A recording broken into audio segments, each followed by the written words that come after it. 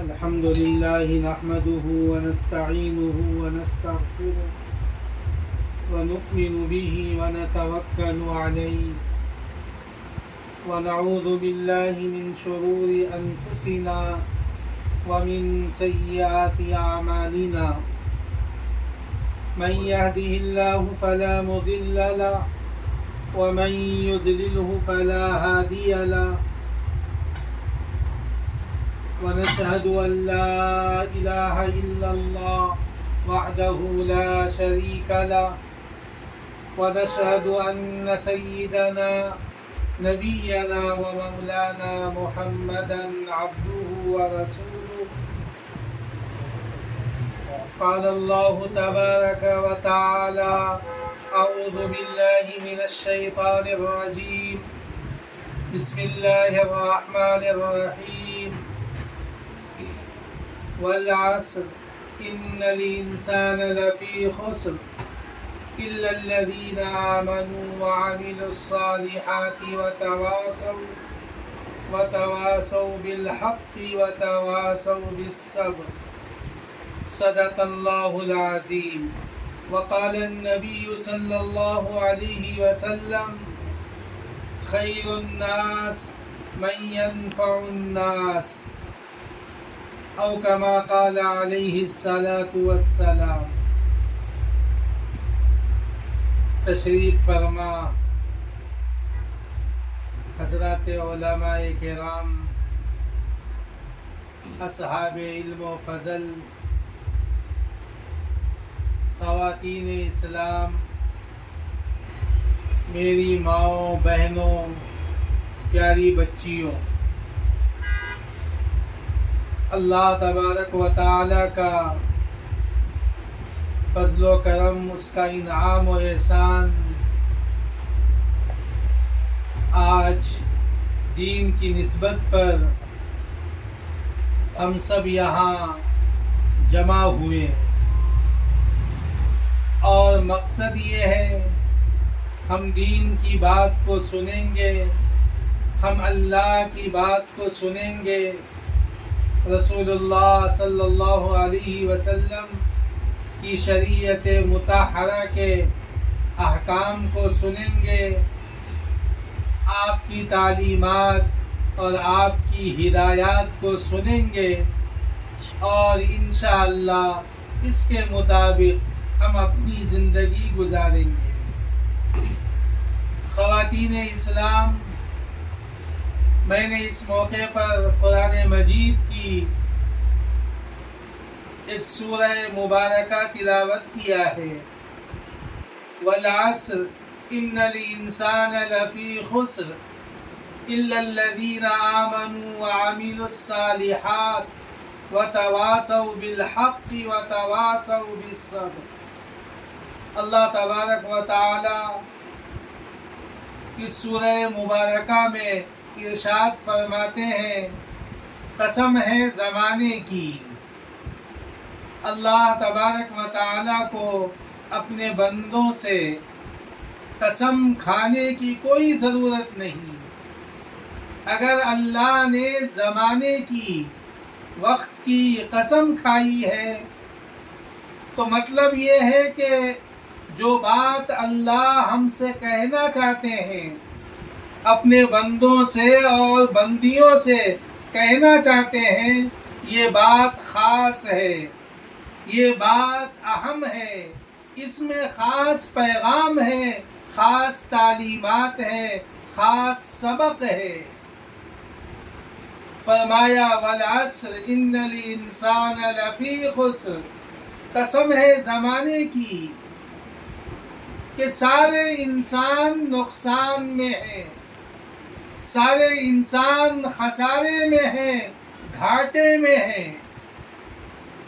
اب سوال یہ پیدا ہوتا ہے کہ اس نقصان سے، خسارے سے کون بچے گا اور کس طرح بچے گا؟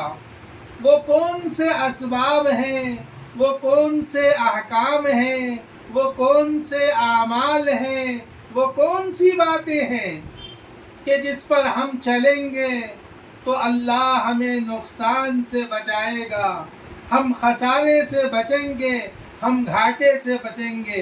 اللہ تبارک و تعالی نے ارشاد فرمایا اِلَّا الَّذِينَ آمَنُوا وَعَمِلُوا الصَّالِحَاتِ وَتَوَاصَوْا بِالْحَقِّ وَتَوَاصَوْا بِالصَّبْرِ۔ 4 چیزوں کو بیان فرمایا کہ نقصان سے بچنے والے وہ ہیں جو ایمان لائے۔ اِلَّا الَّذِينَ آمَنُوا، ہمیں معلوم ہو گیا کہ اگر نقصان سے بچنا ہے تو ایمان ضروری ہے۔ آگے فرمایا وَعَمِلُوا الصَّالِحَاتِ، نیک اعمال، اچھے اعمال، ہماری زندگی میں اللہ کے احکامات ہوں، رسول اللہ صلی اللہ علیہ وسلم کی شریعت مطہرہ ہو، ہمارے عقائد درست ہوں۔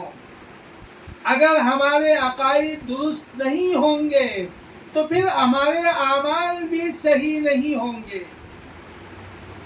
پہلی چیز ایمان، دوسری چیز اعمال صالحہ، تیسری چیز وَتَوَاصَوْا بِالْحَقِّ، حق کی وصیت۔ حق کی وصیت کیا ہے؟ علماء مفسرین نے لکھا ہے اچھی باتوں کا حکم دینا، دین کی باتوں کا حکم دینا، اللہ کو راضی کرنے والے عمل کی دعوت دینا۔ اور چیزیں ہیں آپ سوچتے چلے جائیں کہ خیر کی جتنی چیزیں ہیں یہ سب وَتَوَاصَوْا بِالْحَقِّ میں شامل ہے۔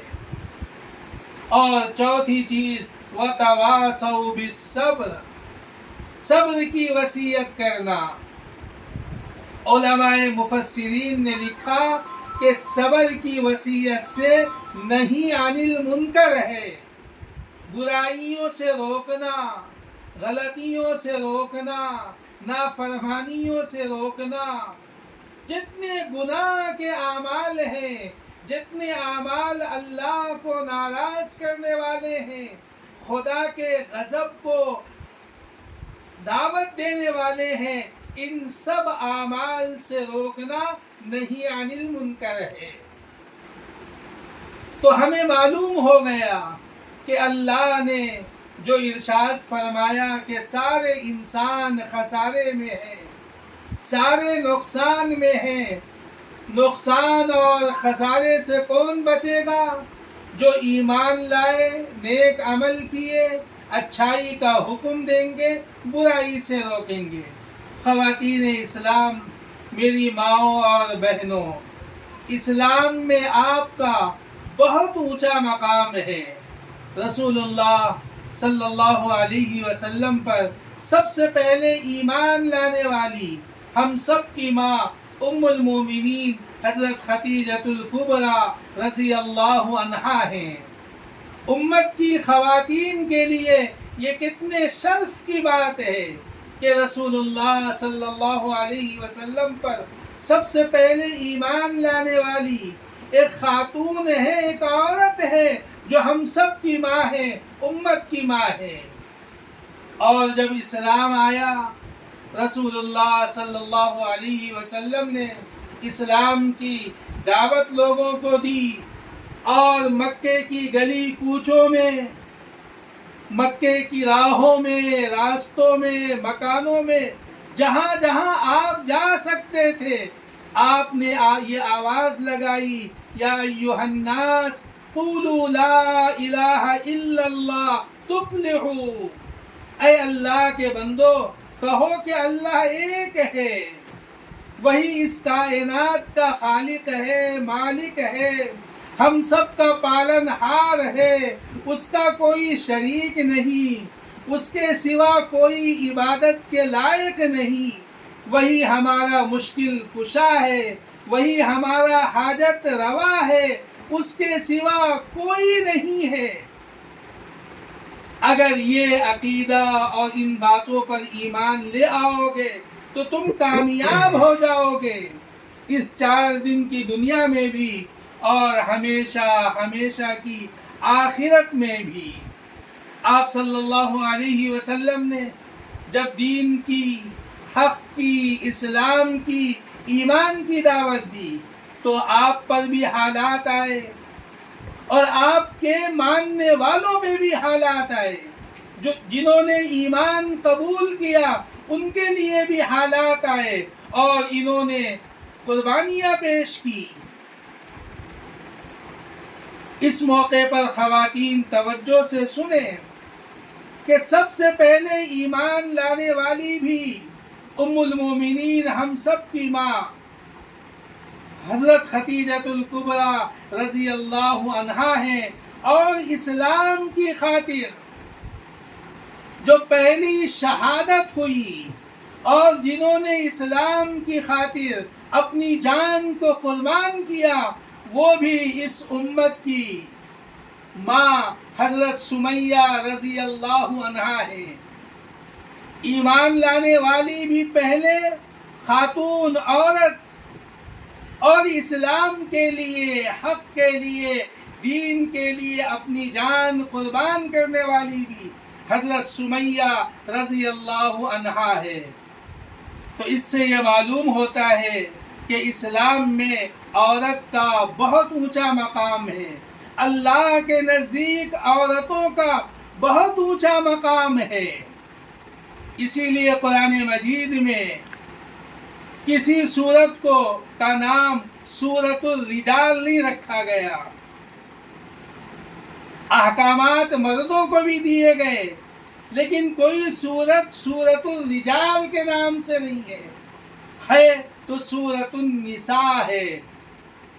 عمومی طور پر عورتوں کے احکام اور مسائل کو اس سورت میں بیان کیا گیا، اور پھر ایک سورت تو خاص طور پر حضرت مریم علیہ السلام کے نام سے سورہ مریم موجود ہے، اور امت کے لوگوں کو قرآن مجید میں یہ حکم دیا گیا النبی اولیٰ بالمؤمنین من انفسہم وازواجہ امہاتہم۔ اے لوگو اچھی طرح سمجھ کے رکھو کہ تمہارے نزدیک تمہاری جان سے بھی زیادہ محبوب اور پسندیدہ یہ رسول اللہ صلی اللہ علیہ وسلم کی ذات گرامی ہے۔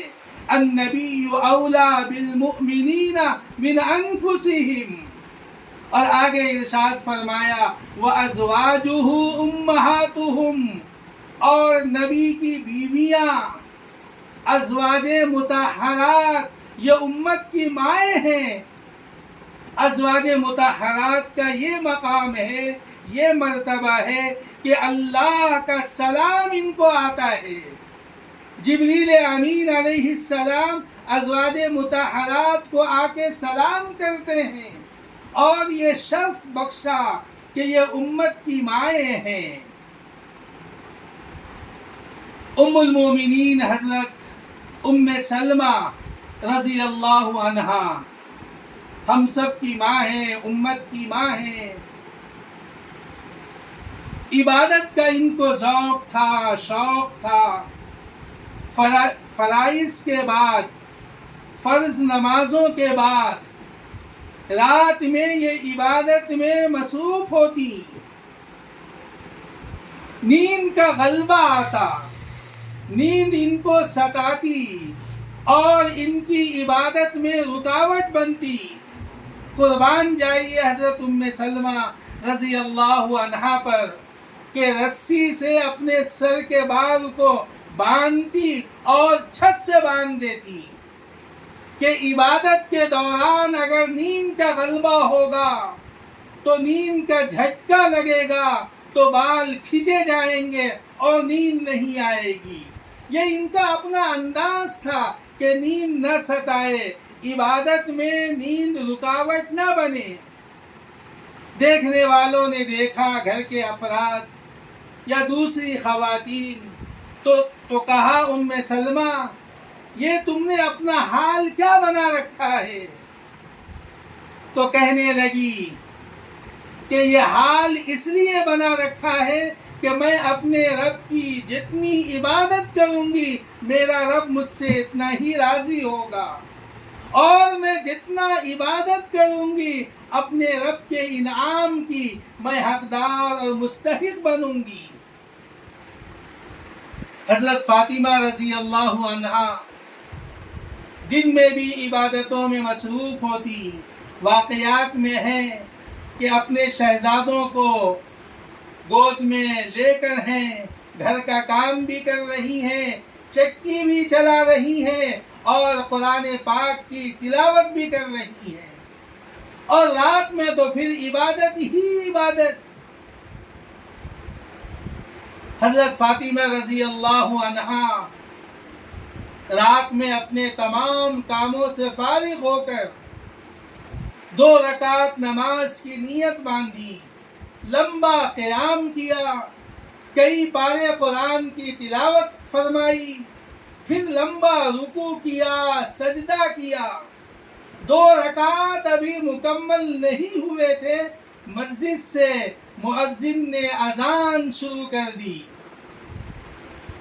حضرت فاطمہ رضی اللہ عنہا نے جلدی سے اپنی نماز کو مکمل کیا اور اللہ کے حضور ہاتھ اٹھا کر دعا مانگی، اے اللہ، آپ نے اتنی چھوٹی رات بنائی کہ آپ کی بندی فاطمہ بنت محمد صلی اللہ علیہ وسلم اطمینان سے 2 رکعت نماز ادا نہیں کر سکی۔ آج ہمارا یہ حال ہے کہ ہم کئی گھنٹوں کے آرام کے بعد جب صبح میں اٹھتے ہیں تو زبان پر یہ شکوہ ہوتا ہے کہ رات اتنی جلدی گزر گئی، نیند پوری نہیں ہوئی، آرام نہیں ملا، خواہشیں پوری نہیں ہوئی، جذبات پورے نہیں ہوئے، جو تمنائے ارادے تھے کہ آرام ملے گا، سکون ملے گا، یہ کچھ نہیں ملا اور اتنی جلدی رات ہو گئی۔ ایک خواب بھی مکمل نہیں دیکھا، ایک خواب بھی پورا نہیں دیکھا اور یہ صبح ہو گئی، رات ختم ہو گئی۔ حضرت فاطمہ رضی اللہ عنہا اللہ سے یہ دعا مانگ رہی ہے، اے اللہ، آپ نے اتنی چھوٹی رات بنا دی کہ آپ کی بندی جو ہے 2 رکعت نماز اطمینان سے ادا نہیں کر سکی۔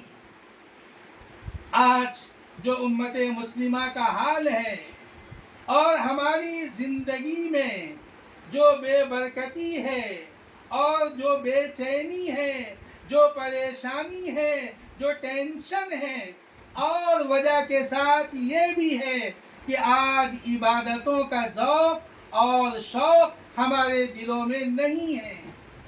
مردوں میں بھی اس کی کمی ہے، خواتین میں اس سے زیادہ کمی ہے۔ آج خواتین یہ سمجھتی ہیں کہ گھر کے کام و کاج کو ہم نے کیا اور بچوں کی دیکھ بھال کی، ان کی پرورش کی اور ان ذمہ داریوں کو ہم نبھایا تو کام ہمارا پورا ہو گیا اور اب جنت ہماری پکی ہے۔ ایسا نہیں ہے، یہ بھی ضروری ہے اور یہ بھی ذمہ داری ہے، لیکن ان ساری چیزوں سے پہلے اللہ کے احکامات کو پورا کرنا ہے۔ 5 وقت کی نماز کی پابندی اور اس کا اہتمام ضروری ہے۔ آج ہم دعائیں مانگتے ہیں لیکن نماز کا اہتمام نہیں تو ہماری دعائیں کہاں قبول ہوگی؟ نماز کا اہتمام ہو، ہماری مائیں، بہنیں، بیٹیاں، بچیاں گھروں میں نمازوں کا اہتمام کریں۔ جب نماز کا اہتمام ہوگا تو اس کی برکت سے اللہ ہماری دعاؤں کو بھی قبول فرمائے گا۔ کسی اللہ والے نے یہ لکھا ہے کہ نماز کا اہتمام ہماری روزی پر موقوف ہے۔ ہم چاہتے ہیں کہ ہمارے گھروں میں اللہ کی رحمت نازل ہو تو نماز کا اہتمام لازمی ہے۔ نماز کے بغیر ہم اللہ کی رحمت اور اللہ کی برکت کے خواہش مند ہیں تو اس میں ہم کامیاب نہیں ہو سکتے۔ خواتین اسلام، میری ماؤں اور بہنوں، رسول اللہ صلی اللہ علیہ وسلم کا مبارک زمانہ ہے۔ مکہ المکرمہ سے اہل ایمان مدینہ منورہ کی طرف ہجرت کر رہے ہیں۔ ایک صحابی ہے جن کا نام ہے ابو سلمہ۔ عرب کے علاقے میں ماں باپ کو بچوں کے نام سے پکارا جاتا تھا اور اسے کنیت کہتے ہیں، یعنی انہوں نے اپنے بچے کا نام سلمہ رکھا تو ان کو پکارا جاتا ابو سلمہ، سلمہ کے ابا، اور ان کی بیوی کو کہا جاتا ام سلمہ، سلمہ کی امی۔ دونوں ایمان لائے، دونوں صحابی ہیں، حضرت ابو سلمہ رضی اللہ عنہ اور حضرت ام سلمہ رضی اللہ عنہا۔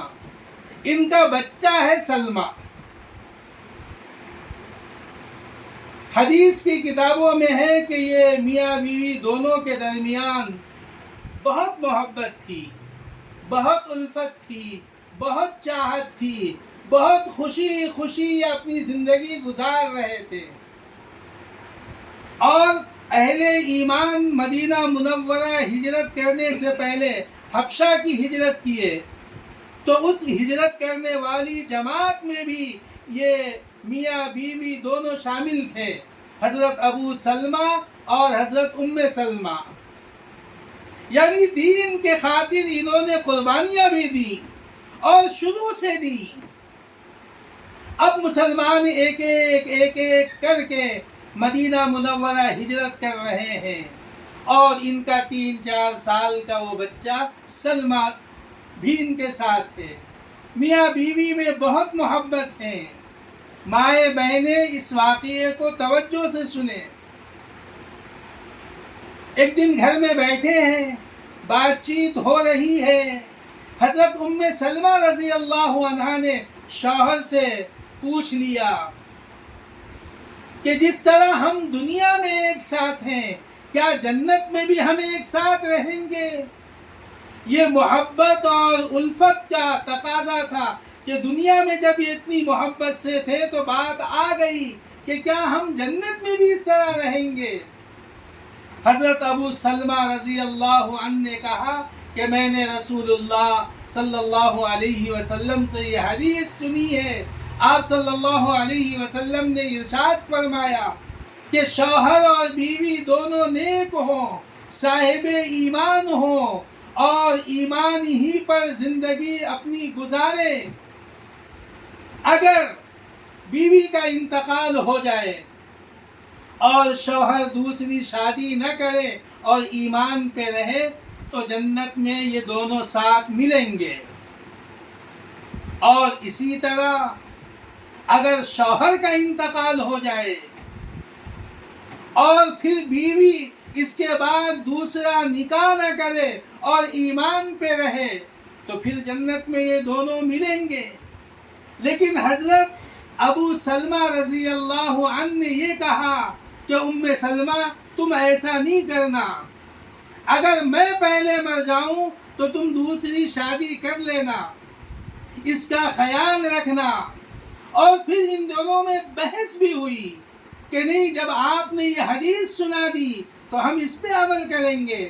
لیکن حضرت ابو سلمہ رضی اللہ عنہ بار بار کہتے رہے ام سلمہ ایسا نہیں کرنا، اگر میں کسی جنگ میں شہید ہو جاؤں یا میں تم سے پہلے انتقال کر جاؤں تو تم اللہ کی رضا کے لیے اور اللہ کے حکم کے مطابق تم دوسرا نکاح کر لینا، تاکہ تمہاری زندگی کی ساری ضروریات پوری ہوتی رہے۔ یہ تھی میاں بیوی میں، شوہر بیوی میں محبت۔ اب وقت آیا کہ اب یہ دونوں بھی ہجرت کر کے مکہ سے مدینہ منورہ جائیں گے۔ سواری کے لیے اونٹ تیار کیا۔ حضرت ابو سلمہ رضی اللہ عنہ نے اونٹ کی نکیل اور رسی کو سامنے سے انہوں نے تھاما اور اونٹ لے کے چلے۔ بیوی ام سلمہ کو اونٹ پہ بٹھایا، بیوی کے گود میں وہ 3-4 سال کا بچہ سلمہ موجود ہے، اور اب ان کی ہجرت کا سفر شروع ہوا ہی تھا کہ حضرت سلمہ رضی اللہ عنہا کے گھر والے آ گئے اور کہا کہ ہم اپنی بیٹی کو اس طرح جانے نہیں دیں گے کہ ہم ایمان نہیں لائے اور اہل ایمان کے ساتھ ہماری بیٹی مدینہ ہجرت کر کے چلی جائے، ایسا نہیں ہوگا، ہم کسی صورت میں اپنی بیٹی کو نہیں جانے دیں گے۔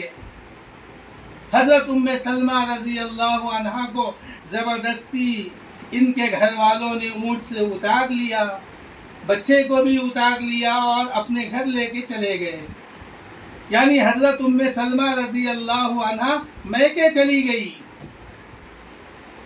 اور اکیلے ہو گئے حضرت ابو سلمہ رضی اللہ عنہ۔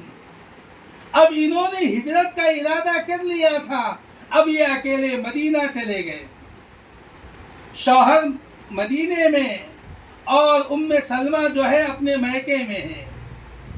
جب ان کو معلوم ہوا ابو سلمہ کے گھر والوں کو کہ سلمہ کے گھر والوں نے اپنی بچی کو مدینہ جانے نہیں دیا، تو حضرت سلمہ رضی اللہ عنہا کے سسرال کے لوگ آئے اور بچے کو اپنے پاس لے کے چلے گئے کہ جب تم نے ہماری بہو کو ہمارے بیٹے کے ساتھ مدینہ جانے نہیں دیا تو تمہیں بھی یہ حق نہیں ہے کہ یہ بچہ تمہارے پاس رہے، تو بچہ دادا دادی کے پاس ہے۔ حضرت سلمہ رضی اللہ عنہا اپنے ماں باپ کے گھر میں میکے میں ہے اور ان کے شوہر ابو سلمہ رضی اللہ عنہ مدینے میں ہیں۔ اب ایمان کے خاطر، دین کے خاطر کیسی قربانی! 1 سال تک حضرت سلمہ رضی اللہ عنہا دن بھر اور رات بھر صرف روتی تھی، اے اللہ یہ کیا ہوا، میرا شوہر کہیں، میرا بچہ کہیں اور میں کہیں۔ 1 سال کے بعد ان کے بھائی کو یہ خیال آیا تو انہوں نے گھر والوں کو ڈانٹا اور کہا کہ تم لوگوں کو کیا ہوا کہ اس بیچاری کو اس طرح ستا رہے ہو، صرف دین کی وجہ سے اور ایمان کی وجہ سے، اسلام کی وجہ سے۔ اسے اپنے شوہر کے پاس جانے دو کہ یہ اپنے بچے کو سسرال سے لے کر اپنے شوہر کے پاس چلی جائے اور وہاں رہے۔ کہنے کا مطلب یہ ہے کہ حضرات صحابیات نے دین کے خاطر، ایمان کے خاطر، اسلام کے خاطر کیسی کیسی قربانیاں دی ہیں۔ اب 1 سال کے بعد ان کے سفر کا انتظام ہوا اور حضرت سلمہ رضی اللہ عنہا اپنے بچے کو لے کر مدینہ گئیں۔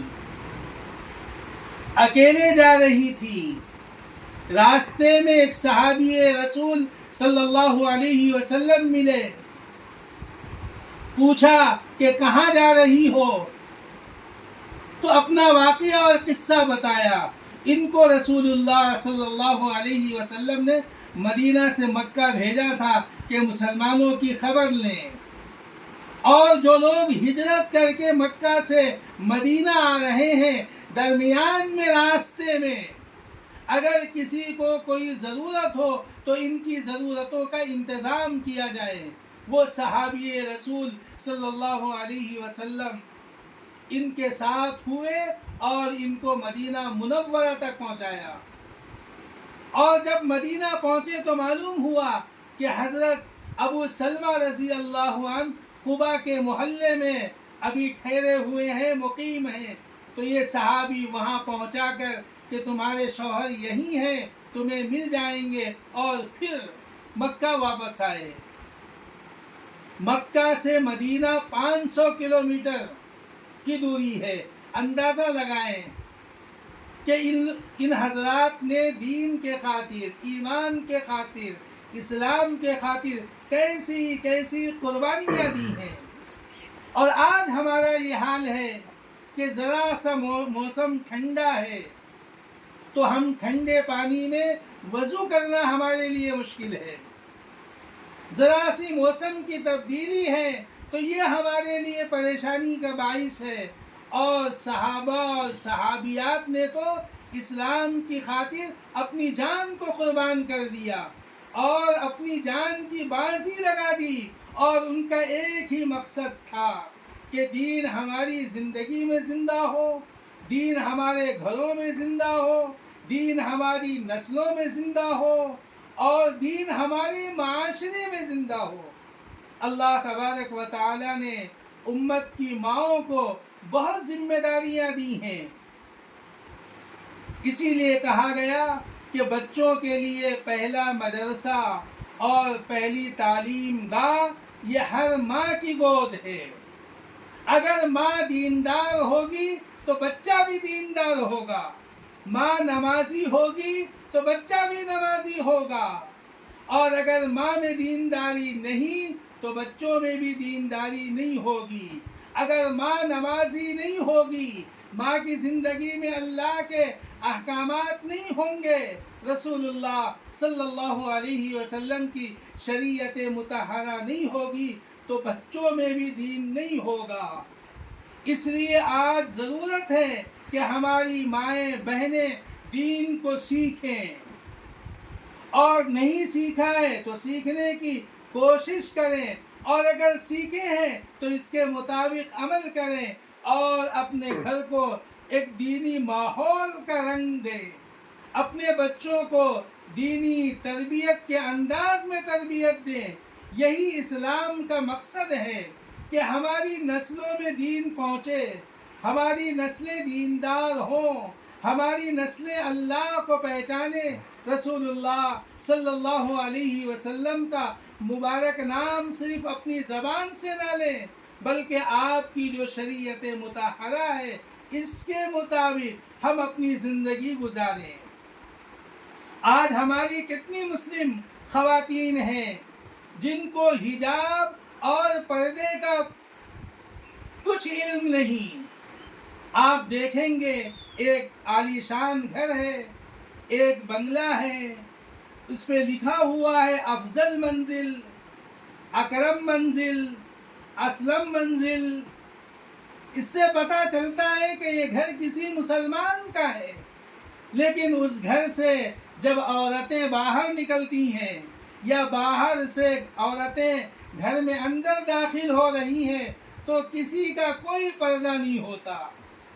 نام ہے کہ مسلمان کا گھر، لیکن عورتوں میں کوئی دینداری نہیں، عورتوں میں اسلامی شریعت کا کوئی لحاظ نہیں، بس بے پردہ آ رہے ہیں جا رہے ہیں، شریعت سے ان کا کوئی تعلق نہیں، اللہ کے احکامات سے ان کا کوئی تعلق نہیں، رسول اللہ صلی اللہ علیہ وسلم کی شریعت مطہرہ سے کوئی تعلق نہیں۔ رسول اللہ صلی اللہ علیہ وسلم نے اپنی چہیتی بیٹی حضرت فاطمہ رضی اللہ عنہا سے کہا، بیٹی تو اس خیال میں نہیں رہنا کہ تو محمد الرسول اللہ کی بیٹی ہے، تو امام الانبیاء کی بیٹی ہے، تو رحمت للعالمین کی بیٹی ہے، تو خاتم النبیین کی بیٹی ہے۔ اس خیال اور گمان میں بیٹی کبھی نہیں رہنا، قبر میں تجھ سے تیرے اعمال کے بارے میں پوچھا جائے گا، تیرے نسب اور حسب کے بارے میں تجھ سے نہیں پوچھا جائے گا کہ تو بیٹی کس کی ہے، تو بیوی کس کی ہے، تو ماں کس کی ہے۔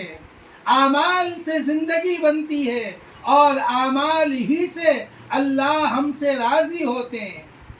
حضرت فاطمہ رضی اللہ عنہا کی مبارک زندگی ایسی تھی کہ کبھی کسی غیر نے حضرت فاطمہ رضی اللہ عنہا کو نہیں دیکھا، اسی لیے جب ان کا آخری وقت آیا تو اپنے تاجدار حضرت علی رضی اللہ عنہ سے کہنے لگی، علی اگر دن میں میرا انتقال ہو جائے تو میرا جنازہ رات کے اندھیرے میں اٹھانا، کہ کوئی غیر کی نظر میرے جنازے پہ بھی نہ جائے، اور کوئی غیر میرے جنازے کو بھی نہ دیکھے، میری میت کو بھی نہ دیکھے۔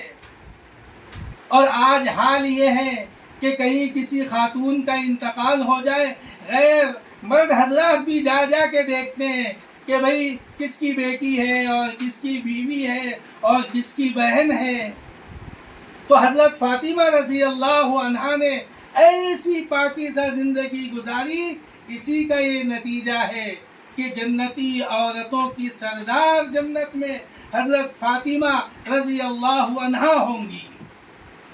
بس آخری بات کہہ کر میں اپنی بات کو ختم کروں کہ میدان حشر ہوگا، نفسی نفسی کا عالم ہوگا، کوئی کسی کا نہیں ہوگا. اور میدان حشر میں بھی کئی منظر ہوں گے. کہیں انبیاء کی جماعت ہوگی، کہیں شہداء کی جماعت ہوگی، کہیں رسولوں کی جماعت ہوگی، کہیں علماء اور حفاظ اور اولیاء کی جماعت ہوگی، مجاہدین کی جماعت ہوگی. میدان حشر کا ایک منظر یہ بھی ہوگا کہ لوگ اپنے گناہوں کے بقدر پسینے میں ڈوبے ہوئے ہوں گے. اسی میدان حشر میں حوض کوثر بھی ہے. اسی میدان حشر میں اللہ کی رحمت کا سایہ بھی ہوگا اور خوش نصیب اس سائے میں ہوں گے. ایک ایسا میدان بھی ہوگا جس میں لوگ مزے سے کھانے پینے کا لطف لے رہے ہوں گے. پوچھا جائے گا کہ یہ کون لوگ ہیں؟ جواب دیا جائے گا یہ امت کے وہ لوگ ہیں جنہوں نے زندگی میں کبھی روزے کو قضا نہیں کیا، روزوں کا اہتمام کیا، اللہ کے حکم پہ روزہ رکھتے تھے، بھوکے اور پیاسے رہتے تھے. آج میدان حشر کا یہ نفسی نفسی کا عالم ہے. یہ میدان ہے جس میں یہ اللہ کی نعمتوں سے مزہ لے رہے ہیں اور لطف اندوز ہو رہے ہیں. اب جو بات میں آپ سے کہنا چاہ رہا ہوں میری ماں اور بہنوں، وہ یہ بات ہے کہ اسی میدان حشر میں پل صراط بھی ہوگا، اور اس پل صراط پر سے سب کو گزرنا ہے.